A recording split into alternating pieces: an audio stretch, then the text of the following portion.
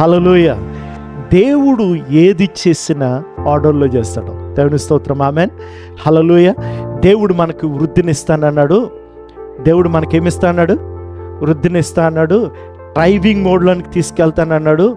అందుకని చెప్పి ఇక్కడ నుంచి లాటరీ టికెట్లు కొనుక్కుందాం. ఆయనకి ఎవరు హెల్ప్ చేయొద్దు. Okay, hello, there is order for that. Amen. Hallelujah. Praise the lord. Amen. Amen. Right. Pastor గారు కార్ నెంబర్లు చూసి రైట్ ఆ లైన్లో మనం ఉండకూడదు. ఆమేన్. ఎందుకు ఉండకూడదు అంటే దేవుడు దేవుని విధానంలోనే చేస్తాడు. ఆమేన్. ఆయన మనల్ని విడుదల చేసిన విధానం ఏంటండి?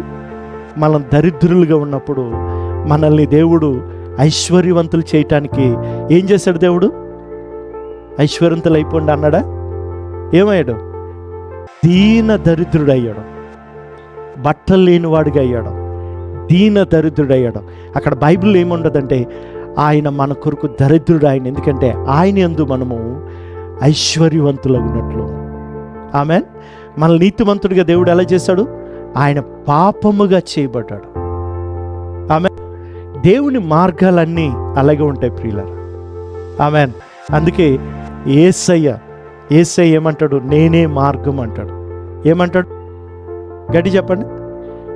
అంటే వృద్ధికి ఆయనే హలో, వృద్ధికి ఆయన మార్గం, అన్నిటికీ ఆయనే మార్గం. హల్లెలూయా. అంటే దేవుడే అంటే దేవుని విధముగానే అవి జరగాలంతే. హల్లెలూయా.